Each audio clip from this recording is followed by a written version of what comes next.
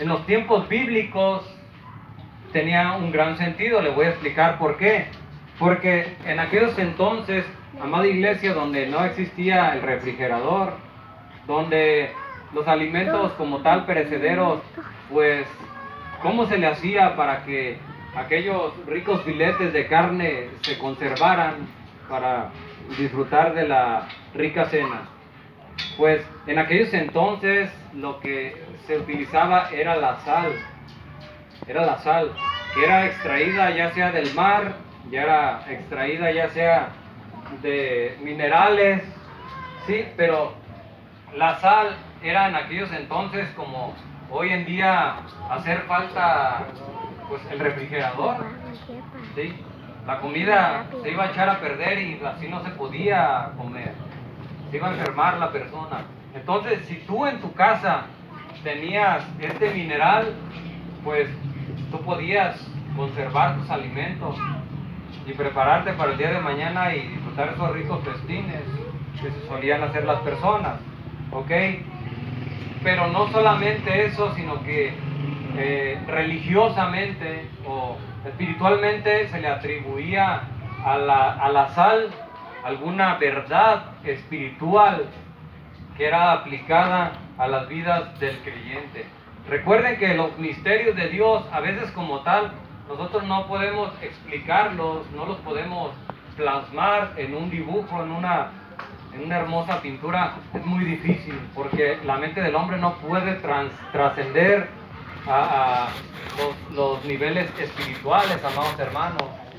Si los grandes profetas como Moisés, como el profeta Ezequiel, Daniel, tuvieron visiones acerca del tercer cielo, cómo era, pero ellos dijeron que la mente no le da a la mente, no le alcanza para poder expresar, y escribieron de alguna manera, buscaron simbología aquí abajo para tratar de expresar las revelaciones de Dios. Y la sal tiene cierto asociación con verdades espirituales, pero aquella verdad a la que se enfoca la Biblia cuando menciona la sal, esa que tenía ese sazón, y era lo que hacía la diferencia a veces entre la persona que moría de hambre o el que vivía. El que moría de hambre y el que vivía, así de fácil nos lo presenta la palabra de Dios. Vamos a ver un ejemplo de cuando se tenía el tabernáculo. Ustedes han escuchado el tabernáculo, cómo era, ¿verdad? Que se levantaba algo parecido a esto, ¿sí? Algo improvisado para resguardarse, tanto los sacerdotes, pero sobre todo para esperar ahí con paciencia la presencia de Dios. Se tenían ahí las tablas de la ley, ustedes han estudiado estos temas, yo creo que muchas veces. Pero hay un dato que le voy a dar, y es de que aquellos sacrificios se les tenía que poner sal, ¿sí? Sal. Y si no se les ponía sal, no era acepto para que Dios lo pudiera ver bien el sacrificio, para que lo pudiera ver con agrado. Entonces, vamos a ir al libro de Levíticos y vamos a constatar la importancia de la sal. Gloria a Dios. La importancia de la sal en el tabernáculo santo de Dios. ¿Quién llegó a Levítico capítulo 2? ¿Lo tienes? 2:13 dice: y sazonarás con sal toda ofrenda que presentes, y no harás que falte jamás de tu ofrenda la sal del pacto de tu Dios.